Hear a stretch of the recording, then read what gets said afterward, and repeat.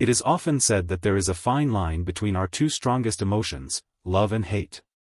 At one end of the spectrum, there is love so strong that someone is willing to give their life for the one they love. This is what is commonly referred to as immortal love. At the other end of the spectrum, there is the person who will do anything in their power to satisfy their extreme hatred for another person to the point of self-harm is not a common occurrence. However, it is a possibility within the context of marriage. Nevertheless, most married couples oscillate between these two emotions, but not to that extreme 99% of the time. However, there are instances where the line is crossed during periods of stress, particularly if it is followed by an argument. I can attest to this from my own experience. I am Steve Moore, the business manager for Atlas Plastics. I recently celebrated my 32nd birthday, and I have been married to my wife, Kay, for 8.5 years.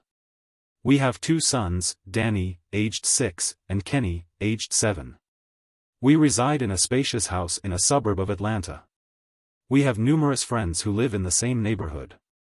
We reside in the same neighborhood and typically attend social gatherings at one another's residences on weekends. During our initial marriage, I had a multitude of acquaintances, whereas Kay did not hold the same regard for most of them. In her view, they lacked the sophistication of our current circle, and they did not prioritize the material aspects of life, such as vehicle type or home size. They were a close-knit. The knitting group was a source of enjoyment, yet it also provided a sense of camaraderie and support.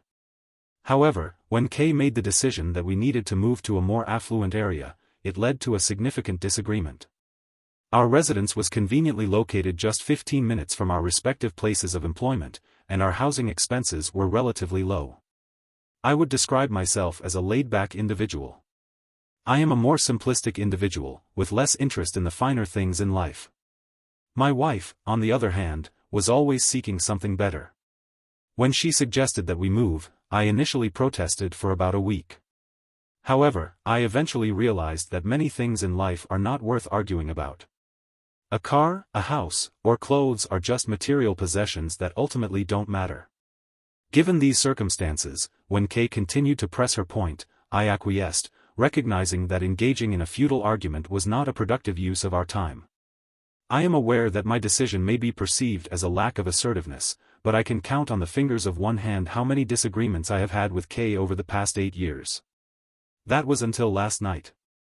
Kay is employed at an interior design studio owned by one of our neighbors. She begins her workday at 9, the time is midnight. She works from 9 a.m. to 3 p.m., allowing her to take the children to school in the morning and be home when they arrive from school. In contrast, I work from 8 a.m. to 5 p.m. depending on the volume of traffic. I typically arrive home at approximately 5:45. In my previous residence, I was home and had a beverage in hand by 5:15. On Tuesday night, there was an incident in the driveway, resulting in my arrival at home at nearly 6:15. I was somewhat tense when I reached my driveway, but I decided to proceed with the assumption that, at the very least, I had finally arrived home and could therefore relax with my wife. I quietly exited the house through the back door and proceeded upstairs to change into shorts and an old t-shirt. As I proceeded downstairs to the kitchen, I heard Kay engaged in a telephone conversation. She was reassuring her sister that Steve would agree with her. I discerned that Kay was suggesting that her sister did not believe Steve would be angry. She also implied that she had a better understanding of her husband than her sister did. She had considered the situation and planned to speak with him that evening after dinner. She promised to call her sister and inform her of his response. I then heard Kay say, "I have to go. I need to finish preparing dinner." She then said, "I'll talk to you later." Subsequently, Kay stated and terminated the call. "What do we need to discuss?" I inquired, turning the corner. "Steve, you startled me," Kay replied as I approached. "Let me rephrase. What do we need to talk about?" "That should wait until after dinner." The backyard is a further example of the boys' misdemeanors. It is not about them, it is about us. I have not done anything wrong since I grabbed your buttocks at Frank's Grill last Friday night. I did so because you look so hot in those new jeans. What did you buy this time? I asked, attempting to inject some levity into our conversation. That is not what I am referring to. It is about how we treat each other.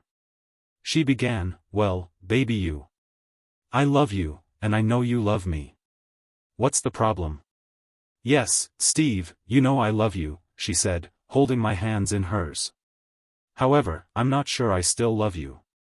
I told her I don't like where this conversation is going. "If you have something to say, say it. You're the best husband in the world and a wonderful father," she said, touching my cheek. "However, I'm just not sure I feel the same way about you as I did." Upon our marriage, Kay proposed a trial separation to ascertain her feelings. I was perplexed by this sudden change in demeanor. Had she already begun to hate me? The transition from love to hate had begun, I realized. I had been contemplating this for some time, but I had not wanted to voice my concerns until I was sure of my own feelings. "I don't understand. Where do you want to go?" I inquired. "I'm contemplating having you reside with your mother for a period of time. Since your father's demise, she has been navigating this expansive residence independently. Perhaps she would benefit from some companionship for a while," Kay posited, as though she were addressing a young child.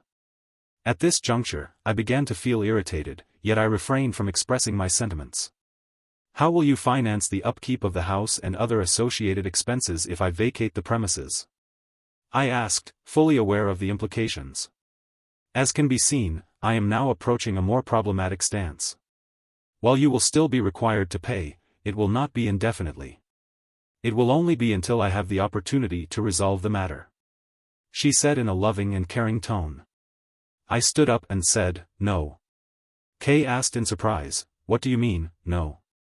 I replied, "I am not moving in with my mother, nor am I leaving my house and my 2 sons. If you need to leave and tie your head and ask, together, we can accomplish this. I do not wish for you to remain in this residence if you have ceased to love me, as you have so eloquently stated. Given that I am a commendable individual, I will even assist you in preparing for your departure," I stated, placing my beverage on the table and ascending the stairs to our bedroom. Kay was profoundly astonished when I returned downstairs with an armful of garments from her wardrobe. "Place these in the vehicle," I instructed, "and I will be there shortly with the next load," I said, as I deposited them on the living room sofa. I then proceeded to ascend the stairs, having retrieved the subsequent handful of items. Kay began to vocalize her objections, stating that I had misunderstood her intentions. I informed her that I was merely assisting her with the relocation of her belongings. At this juncture, I had crossed the threshold from benevolence to malevolence, as I now perceive my feelings towards her. She then demanded that I vacate the premises, stating that this was unacceptable. I informed her that I had no intention of doing so, as I considered this to be my residence, and that I had not. "I am not aware of any circumstances that would prompt you to evict me from this residence, particularly given the presence of our children. If you wish to proceed with this course of action, I am willing to facilitate the transfer of your belongings to the basement." As I continued to deposit my second armful of clothes onto the existing pile, I realized that the situation was unfolding in a manner that differed significantly from Kay's initial expectations. I could not help but acknowledge that Steve's actions, or lack thereof, had contributed to this outcome. He should have taken the initiative to depart without uttering a single word. In that moment, I was overcome with a sense of frustration. I questioned my own role in this situation and the necessity of engaging in a discussion with Kay in a manner that was neither constructive nor conducive to finding a resolution. "I believe you have adequately conveyed your sentiments regarding me. Consequently, I request that you clarify your intentions regarding the placement of your belongings. It is evident that you will no longer be permitted to occupy the bedroom." When our sons, Danny and Kenny, arrived at the residence, they sought to ascertain the circumstances. Our mother had recently relocated a portion of her belongings. Perhaps we could procure hamburgers and allow her to conclude her tasks. I did not require further prompting. On 2 occasions, we departed and returned 45 minutes later with food. However, upon our return, we encountered several additional individuals, including 2 police officers, the evening's officers. I inquired as to their purpose. I instructed my sons to enter the residence while I exited the vehicle. We subsequently received a call regarding a domestic dispute and were requested to speak with me. The officer, who was armed, informed me that we needed to speak with me. I informed him that he would not require his firearm and proceeded to explain the circumstances surrounding my return home. I did not. I raised my voice, but I did not threaten her or my children. I informed her that I was not leaving the house, as my name is on the mortgage. I pay all the bills, and I believe that I have the right to be there unless there is a court order, which I doubt will be issued. I told my wife that if she was unhappy with me, she could move out, and I would even help her pack. They both laughed and seemed to enjoy my predicament. Kay became irate, at the very least, when the police officers told her the officers indicated that they would file a report noting that I was calm and not a danger to my family or myself. However, Kay became increasingly agitated and used profanity while discussing her husband. I was simply attempting to assist my wife with loading her personal belongings into the vehicle. This was the extent of their observation. I thanked them, shook their hands, and wished them well. Kay was visibly upset that she did not achieve her desired outcome. "Steve, why don't you should leave and make things easier for all of us," she shouted at me. I informed her that Kay was not going to happen, so she should decide where she wanted to put her belongings. She had the option of placing them in the car or in the basement. The men and I were going to eat on the deck, so she needed to think carefully about her next move. I proceeded to grab my food and head to the deck, where my companions were waiting for me. I was asked what had happened to Mom Danny and Kenny. It was possible that she had had a difficult day at work. It would be beneficial to allow her some time to recuperate. I am confident that she will resume her usual demeanor in due course. I informed my companions that I was uncertain as to the veracity of my assertion, and we proceeded to consume our meal and subsequently view a documentary about the X Games, which were being held in Atlanta. I suggested to them that they ascend to the upper level of the residence, and they complied. I then proceeded to the upper level to ascertain the well-being of my companions. I proceeded to search for Kay, only to discover that she was no longer in the residence. Her personal effects, including her clothing, were left in situ. I then proceeded to the upper floor of the residence, where I observed that several drawers had been pulled out and that her 2 suitcases were missing. In light of these observations, I posited that the matter was now settled. I then reflected on the fact that I had departed at 7 a.m., leaving behind a spouse and family members who were, at that time, still in the residence. The time is 15 a.m. It is now 9 p.m. I had 2 sons but no more loving wife. At times, life can be quite challenging. I called my mother and requested a favor. I explained the situation to her and asked if she would ensure that the boys got off to school on time and were home when they returned. Kay's hormones were simply running wild. She will likely return once she realizes the extent of her misstep. However, I will be there in the morning to express my gratitude to my mother and clarify that I am not as certain as she is about the situation. Kay did not return on Wednesday. On Thursday, she contacted the boys to express her greetings, but not to inform me. By Saturday morning, I was concerned and angry. I was aware that I was to blame for the situation. I began to blame myself for not being more assertive. I considered that if I had not been so accommodating over the years, Kay would not have attempted to evict me from my own home. She is currently residing with her parents and sharing her negative opinion of me with others. I am indifferent to her feelings. I am not willing to tolerate her presence in the house. I had never desired it, and it is too expansive for the 4 of us. Laura Kay's sister did arrive on Sunday afternoon to retrieve a few items for her. "Hello, Laura," I said, greeting her at the door. "I assumed she would send you out to procure some new attire, you know, Kay.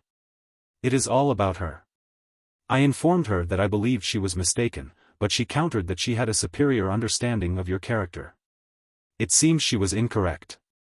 I should have confronted her much sooner, but I decided to maintain family harmony by refraining from speaking up.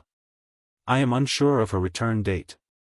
It seems that the idea is that she is still in a rather unfortunate situation, but her mother is prepared to ask her to leave if she does not improve her circumstances. However, her father seems to have a different view, as he appears to believe that his daughter can do no wrong. The suggestion was made that she should stay for dinner, which would consist of grilled chicken, baked potatoes, and corn on the cob. The intention was to pack her belongings and make arrangements for her departure. The young men were pleased to see Laura, and we all enjoyed a pleasant dinner together. However, she received 2 text messages from Kay, who was inquiring about her whereabouts. However, she did not reply. By that time, everything had been cleaned up, and it was approximately 8 o'clock. At 8 p.m., she informed me that she would be leaving. I am grateful for your visit, it was a pleasant change to see a friendly face. If you require any assistance, please do not hesitate to contact me. I informed my sister that she is negatively impacting a promising marriage. However, her friends are encouraging her to remain firm and assert that you will eventually reconsider your stance. I advised her that this is unlikely to occur. She concurred, but then departed before I could persuade her otherwise. Laura embraced me firmly, kissed me on the cheek, and exited the premises. I was forced to acknowledge that I had made a mistake in assuming that the sister in question was, in fact, the correct one.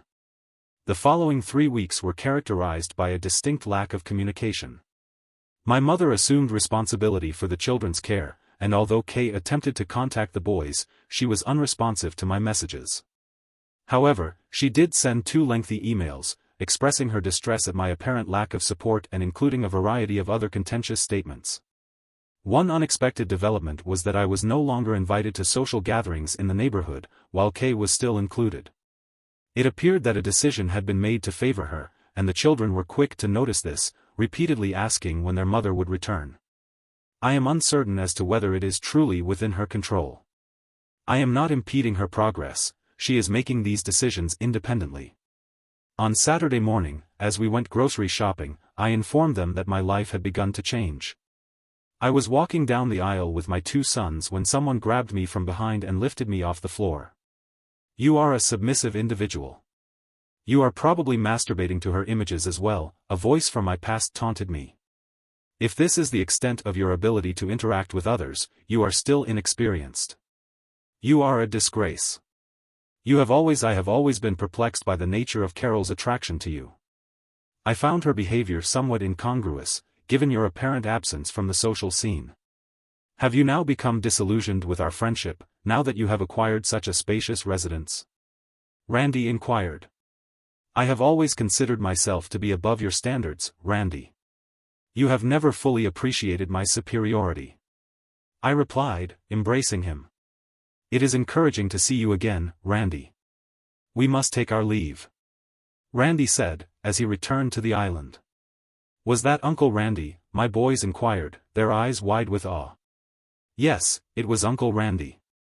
"We must make haste, for we must arrive at this party just after 4. Carol emerged and embraced me, while her daughters proceeded to engage the boys in a game in the backyard. Carol then inquired about the circumstances surrounding the situation. I replied that I was pleased to have made it to the gathering, and that I anticipated the others would be pleased to see us. Carol informed me that the boys and I were regarded as friends, and that they had treated us as if we had never departed. At the conclusion of the evening, when the majority of attendees had departed, Randy and I sat down with Carol and her husband. They expressed interest in learning about the events that had transpired. In response to their inquiries, I informed them that I was uncertain as to the cause of our discord. We had never engaged in a heated argument, we simply allowed our differences to be overlooked in the interest of maintaining familial harmony. I had been afforded a considerable degree of sexual intimacy, and I assumed that Kay was content. However, I was perplexed by the lack of communication. Carol suggested that this dynamic might be a common occurrence among women, but I countered that it extended beyond that. I felt that there was a deeper underlying issue at play. Expressing one's love to one's spouse is a fundamental aspect of a relationship. But you are in love with him. It's all just empty talk. It never occurred to me that Kay might be engaging in extramarital relations, but I am now inclined to believe that she is. I will maintain vigilance, remain silent, and observe the unfolding of events. There will be no more Mr. Nice Guy from now on. My children will be my primary focus, followed by myself. My fair-weather neighborhood friends will no longer factor into my life. Every week on Sundays, Laura came over to pick up new clothes for Kay. She consistently remained for the evening repast, and I found myself anticipating her visits with eager anticipation. On the Saturday morning in question, I conveyed my offspring to the domicile of Kay's maternal figure, with the intention of engaging in discourse with her. However, following the initial outburst, I was gratified to simply depart, thereby precluding further altercations on the front lawn. I experienced a profound shift in emotional state, oscillating between indignation and despair. I likened my condition to that of an individual struggling with alcohol dependency, undergoing a 7-stage process of recovery. I attempted to obtain responses from Kay by sending her weekly emails expressing my affection and longing for her. However, I was unsuccessful. "Steve, I implore you to be patient," she wrote. "I simply wish to resolve these vexing issues so that they do not resurface later. I am aware that this has been challenging for you and the boys, but I ask that you be patient for a little longer." This at least gave me hope. 3 long months later, while I was washing Sunday dishes, Laura informed me that Kay had gone on a date the previous night. For the first time, she stated her intention without looking at me. I informed her that her plan was irrational, but she proceeded nonetheless. "I believe you should be aware that," she said, avoiding my gaze. I did not respond. I simply stood there with the soapy rag in my hands, dripping onto the floor. "Had you heard what I said?" Laura inquired, looking at me. "She went on a date." "Say something," I demanded. I was too stunned or shocked to respond or even move for the first time since Kay left. I considered my life without her. I realized that I had become angry and yelled at her. She expressed her feelings on several occasions, but I always assumed she would return and that we would resume our previous level of happiness. For the first time, I considered the possibility that this might not occur. "Steve, are you aware of your surroundings?" Laura repeated, tapping my chest. "Wake up. Your wife is out there somewhere, and you are merely standing here." I grasped her arms and then embraced her. My eyes welled up with tears as I heard Laura begin to cry. "This is not fair. You are a kind individual, and she is merely exploiting your goodness." As she embraced me, I acknowledged that her perspective was valid. I finally lost my composure, hurling the rag against the wall. "Hully," I exclaimed, as the children entered the room to ascertain the source of the commotion. "What is going on? Dad, what's going on?" Aunt Aura slipped on the floor and banged her knee. That was the extent of my explanation to my sons. "Remember, we still have a movie to watch, and we're waiting for you," I said, as they returned to the living room. Laura and I were seated on the couch, while my sons were situated in front of the projection TV. I had recently viewed the film Spider-Man. I had seen the film at least 6 times by that point, while Laura and I watched in silence. She whispered, "I'm sorry," holding my hand. I was in a period of low mood, planning my next move, though not yet seeking revenge. Instead, I was driven by an instinct for self-preservation. Following the conclusion of the film, I proceeded to escort Laura to her residence. She inquired as to my well-being, to which I replied in the negative. However, I am confident that I will survive this ordeal. She advised me to contact her should I require assistance or if I simply wish to converse. She then kissed me on the cheek and stated, "You know she's an idiot." I took a moment to reflect on the situation. I proceeded to take the children to school and subsequently sat down at the computer. I utilized 2 Visa credit cards that had no outstanding balances.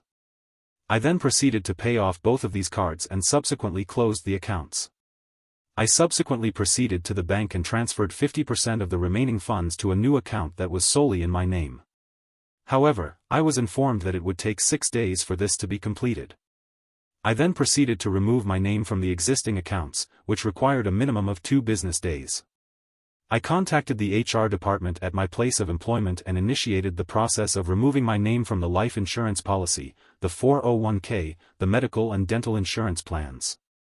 I also took the initiative of changing the locks on the house, including the security codes for the front door and the garage door opener. Finally, I canceled my cell phone plan. This resulted in an additional expense of $250 and the initiation of a new plan in my name only. I reflected that Kay would likely be pleased to use her cell phone, which would undoubtedly lift her spirits.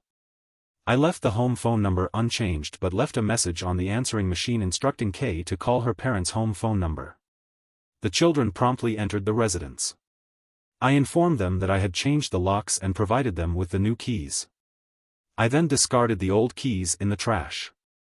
I reflected that the transition from a content spouse to a single parent had occurred in a relatively short period of time, approximately 8 hours. I had anticipated this eventuality. Prior to its abrupt termination, the telephone rang, prompting me to instruct the gentleman to place the receiver on the answering machine. The caller, identified as Stephen Moore, demanded my immediate attention, citing the malfunctioning of both my mobile phone and credit cards. He demanded that I contact him without delay, citing my unprofessional conduct. On one occasion, however, the caller, identified as Kay, only addressed me as Stephen when she was visibly enraged. It required only 8 hours to incite her to the point of emotional distress, and over 3 months to ultimately sever the relationship. Laura telephoned to inform me that she was en route, and instructed me to collect the children, as we were to dine together that evening. She then proceeded to inform me that she was leaving, and urged me to expedite my preparations. I inquired of Kay, and learned that my parents were to arrive for a difficult conversation. If you are not interested in hearing this information, please accompany me. We ultimately proceeded to Sonny's barbecue, where the food was satisfactory and we all had an enjoyable time. I have indeed changed the locks. I inquired about this possibility when I learned that you had cancelled her credit cards, cell phone, and insurance. She informed my parents that the young woman in question is adept at spending. I considered, but I knew that my father, lord and protector of his daughters, even when they are in the wrong, would not take kindly to my decision. Laura asked me, "What are you going to do now?" I replied, "Nothing. I intend to put that house, which I have hated from the day I moved in, on the market. Even if we do eventually reconcile, I want that house gone. You know you cannot sell this house." The house in question was one that Laura had previously informed me that she did not consent to selling. I acknowledged this, adding that once the "for sale" sign was erected, we would become the subject of considerable discussion in the local neighborhood. We had been absent from the house for approximately 3 hours, and as a result, the children were required to retire for the night. Consequently, we finally proceeded to return to our residence. The children then inquired as to whether my mother and I were contemplating a divorce. This question was posed to me by the children when I was putting them to bed on the night in question. My mother had also been present at the time.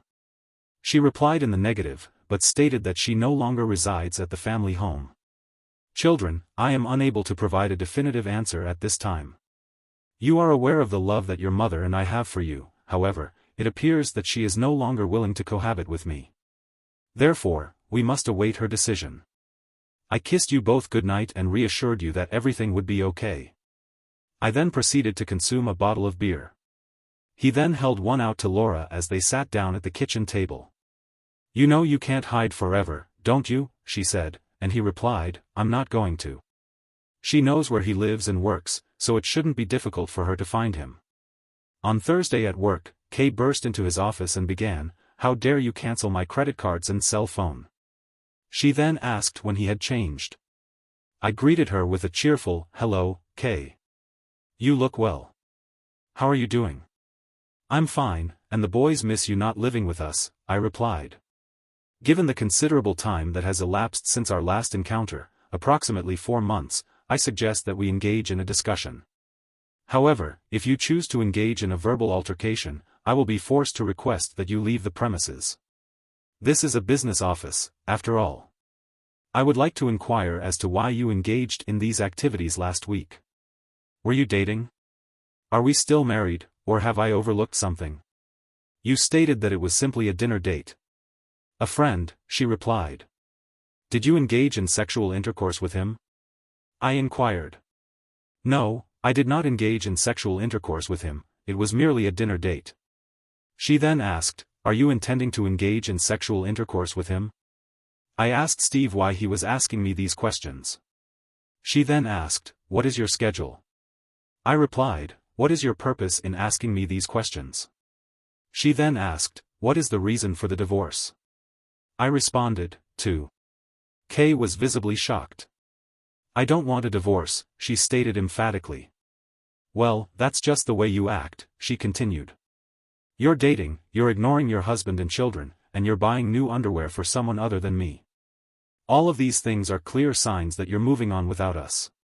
The credit card bills still come to the house," she added. "That's how I know what you're buying, but I'm still not clear who it's for." She informed me that she did not desire a divorce, she merely sought a period of solitude. This was not the first iteration of this assertion, but on this occasion, I did not allow her to evade the issue. I inquired as to the duration of the time she required. I was unable to respond with any certainty, as I was unsure of the circumstances that would prompt her to reconsider. She replied that I should inform her when I had ascertained the necessary information. However, she added that I should do so promptly. "If you wish to attempt to salvage this marriage," I said as I rose from my seat. "I still have work to do, and I have a meeting in 20 minutes. She attempted to kiss me goodbye, but I turned away. She was visibly displeased, but she did not utter a word. "Laura, would you like to attend the party on Saturday night?" I inquired. "I would be happy to," she replied. "Just meet us at the house at 6 o'clock. I informed her that Randy and the band were organizing a significant event for adults only, and I was reluctant to attend alone once more. We were among the last to arrive, and I inquired about the scheduled time, which I believed to be 6:30. I then spoke with Randy and Hank, who arrived at 5:30 and commenced preparing food, including potato salad and baked beans.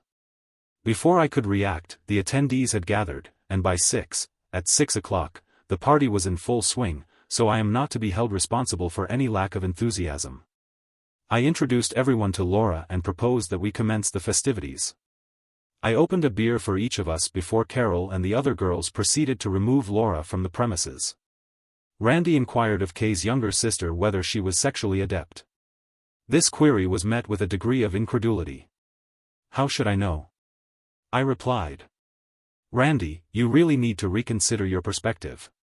The party was just like old times, beer was flowing, and the women were engaged in conversation and occasionally expressing their frustration with their partners. I observed Laura and noted that she appeared to be thoroughly enjoying the social interaction.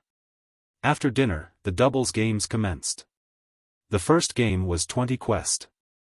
10 questions were posed to the male participants and an equal number to the female participants. The individual who provided an incorrect answer was required to consume a sip of beer. While this may seem inconsequential, by the conclusion of the evening, a significant number of participants were in a state of low mood. The questions addressed a range of personal details, including birthdays, weight, eye color, the location of the first meeting, the mother's maiden name, and other similar information. I was particularly surprised when Laura received 9 correct answers, exceeding my own total of 3. It is likely that she was already aware of this information. I was more knowledgeable than I had previously assumed. The subsequent activity involved passing items between pairs. The larger items were relatively straightforward, but when we reached the spoon and shot glass, I was unable to complete the task due to contact with my partner. I gained a deeper understanding of Laura and her strong physique. I discovered that she was more agile than I was. I continued to fail and had to consume several glasses of beer, as previously mentioned. By the end of the night, I was no longer experiencing discomfort.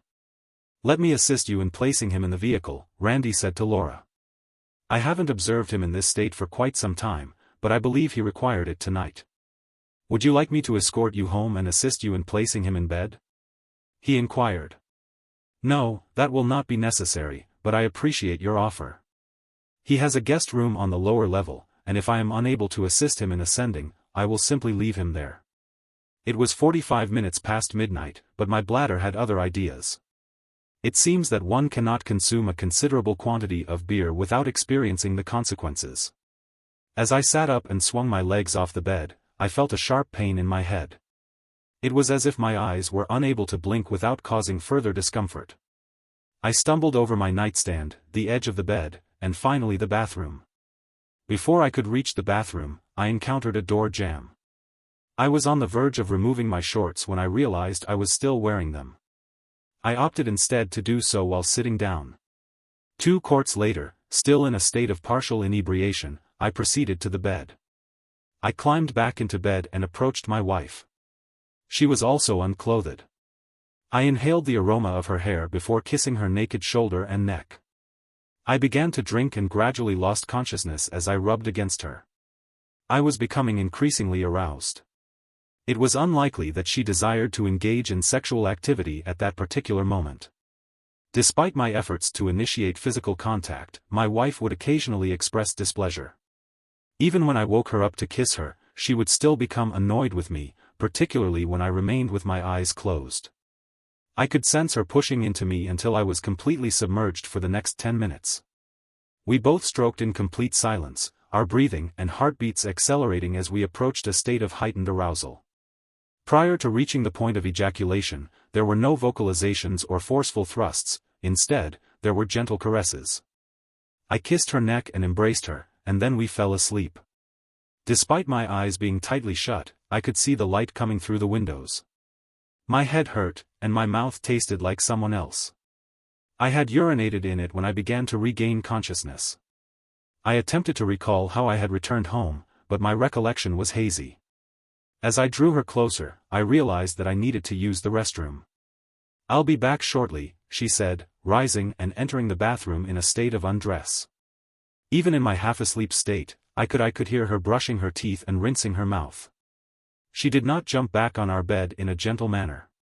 If one anticipates engaging in sexual activity this morning, it would be advisable to proceed to the bathroom and take measures to improve one's breath. She said, "You have a breath odor on my face." I replied, I was slightly inebriated. Despite my fatigue and likely impaired cognitive function, I was able to discern that the laughter I heard did not belong to Kay. We had ended our relationship several months prior, and she had not returned home since then. I was certain of this, yet I also recalled my conversation with Laura. I reminded myself that if she needed something, she should do so promptly. I also recalled my promise to Laura that we would collect the children from their mother. After lunch, she said, "Goodbye," and kicked me out of bed as I brushed my teeth and washed my face. I glanced over at Laura, who was sitting naked on the bed with her knees pulled up and her arms wrapped around them. I pinched myself once and looked in the mirror to make sure this wasn't some crazy dream. I went through all the words, trying to figure out the sequence of events that transpired can be elucidated as follows. Upon bringing you home, you were in a state of considerable inebriation. I finally managed to usher you into the house, and as we commenced our ascent of the stairs, you suddenly lost your footing, grasped me, and we both proceeded to roll down the stairs. You appeared to find this turn of events highly amusing and began laughing, which prompted me to join in. You then proceeded to push me, which prompted me to push you back, and the two of us subsequently engaged in a brief wrestling match on the mat. You kissed me unexpectedly and then began pursuing me throughout the house. I reciprocated your gesture, although Laura deemed it to be more of a peck on the lips. You then led me upstairs and into your bedroom. I instructed you to disrobe before retiring for the night, but you countered with the suggestion that, if you were undressing, I should do the same. I acquiesced and proceeded to undress you, place you in bed, and quietly exit the premises. Once asleep, a deal was made between us. A few minutes later, the subject was in his underwear, which led me to believe that he was the kind of person who liked boxers. However, Laura interjected, so I had to nudge her to continue. As I had previously stated, the subject then proceeded to remove his shorts and throw them into the pile of clothes. In response, I removed my own panties and instructed him to do the same. "Get in bed." You climbed into bed and threw back the sheets. I was concerned you might lose consciousness, but given your condition, I felt reasonably safe. However, events unfolded in a way I hadn't anticipated. We nearly reached the point of no return. I inquired about your remark. Laura responded with a broad smile. She said, "Well, Steve, you essentially approached me with kisses." Laura stated that she was unaware that I was such a pervert and that I lacked inhibitions. Kay never informed me of this fact. Why did you not stop me? I asked your family for crying out loud. Steve K has been dating behind your back for at least a month, and I figured you deserved a little payback. Furthermore, I have always had a crush on you. I was curious to ascertain your capabilities in the bedroom, and I am gratified to report that my expectations were met. Might I inquire as to whether the encounter occurred at night? I would have liked to see you in a state of inebriation. Why did you not rise and depart after the initial encounter? I am certain that I would not recall the events of last night had I been in your position. I contemplated leaving, but I was fatigued, and I assumed you would sleep until noon. I am perplexed as to how I could have known you would require additional stimulation at 4 a.m. At 4 a.m., I attempted to dissuade her, but my pleas were ignored. She proceeded to embrace me, declaring, "This is my sister, the one I know and once loved." Laura then kissed me on the lips, urging me to get up, get your ass up. The shower took an extended period of time, during which we engaged in further sexual activity. Soaping each other's intimate areas, we proceeded for approximately half an hour before the temperature of the water began to decline. This necessitated the cessation of our activities at the point when we were both in a state of sobriety. It became apparent that a decision had to be made with regard to the continuation of this arrangement. It was evident that the situation would not be conducive to the continuation of this arrangement in light of the circumstances. The fact that I am married and Kay is your sister represents a significant obstacle. I simply mentioned the obvious to my sister. I will remain in the background and ensure that no one is aware of my involvement. Furthermore, I would like to inquire as to how long you intend to maintain this facade of a marriage. If Kay is not back by Saturday morning, I will seek legal counsel. I will not divulge any information to the children. My mother plans to collect the children from their place of education on Friday, so I will have a resolution by that time. Laura appeared to be somewhat disheartened by my responses. We collected the children and returned home to prepare dinner. The evening was relatively quiet between Laura and me until she informed me that she had. I accompanied her to her vehicle and held her for a brief moment before she entered the vehicle. I leaned over and kissed her, and she subsequently departed. That evening, I drafted a brief letter to Kay, reiterating my desire for a fully committed and willing partnership in the roles of wife and mother to our children. I emphasized that, absent such a commitment, I would be forced to consider the dissolution of our marriage. It was time to make a decision. On Tuesday night, Kay called to say she was returning. She stated that she had left on Friday and that we would have all night to talk. I was initially elated but subsequently regretful. The week continued, and Kay called me daily, as did Laura. Laura indicated that Kay was very happy. Upon returning home, I was met with the unexpected. Kay was already waiting for me with a glass of wine in hand. I immediately embraced her and kissed her, a gesture that felt peculiar after 4 months. We proceeded to eat, converse, and engage in further discussion. It was as if we were both anticipating the inevitable. I was awaiting her arrival in bed when she emerged from the bedroom in a state of undress. She was strikingly beautiful, and I was overcome with desire. We engaged in sexual intercourse in a manner similar to our previous 8 encounters, and she reciprocated my advances. However, Kay did not engage in sexual intercourse with me that night. I informed my wife of this. My wife, I am uncertain as to whom you were contemplating, but it was not Kay. After 8 years, I am intimately acquainted with your body. How long has this affair persisted? Do not presume to question my intelligence by suggesting it has only been 6 months. I informed Kay that it is over. I terminated the relationship a considerable time ago. She replied with a look of horror, essentially stating that the real reason for my departure was to pursue a relationship with him. Is that accurate? It began in that manner, so I needed time to determine who I wanted in my life. You have been engaging in sexual activity with him for several months and now expect to resume our relationship as if nothing has changed. I am not in a position to condone your actions. I am merely gratified that you have returned. Steve, did you engage in sexual intercourse with anyone else during my absence? What bearing does that have on the matter at hand? I am referring to the fact that you have been in a sexual relationship with the same person for the past 6 months.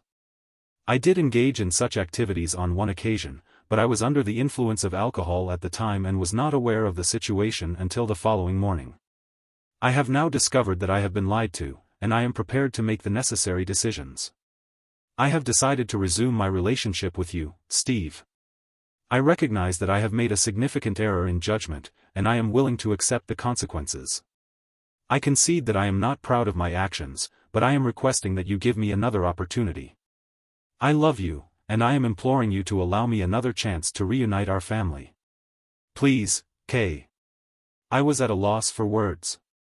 I needed time to consider my response. However, I am unable to sleep next to you. I am currently experiencing a high level of anger. I request that you confirm that the individual in question was not a friend or colleague. I inquired as to whether the encounter occurred with someone I met through my professional activities.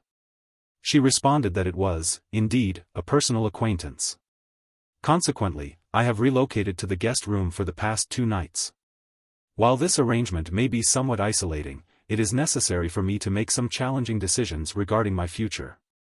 We engaged in a lengthy discussion throughout the weekend.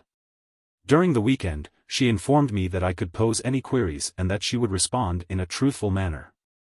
I was not interested in the specifics, but I inquired as to why initially. I felt a sense of mischief akin to that of a teenage girl concealing something from her parents. He paid more attention to me in a single week than you have in the entirety of our relationship.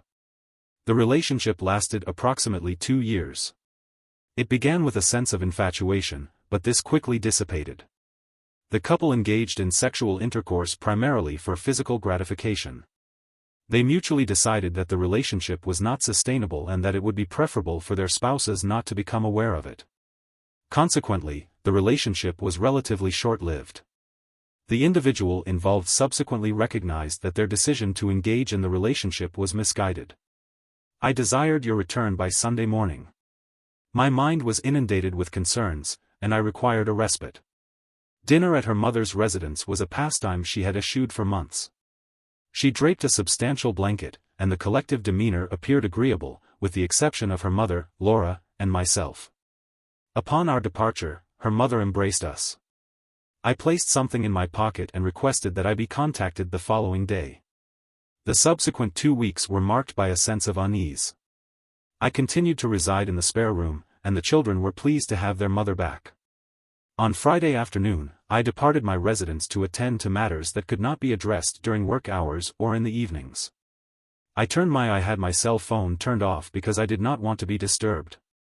When I turned it back on, I discovered that there were 12 messages from Kay. I had already consumed half of a beer when she suddenly appeared at the door, waving an envelope. "What is this?" she demanded. "What does it look like?" I replied.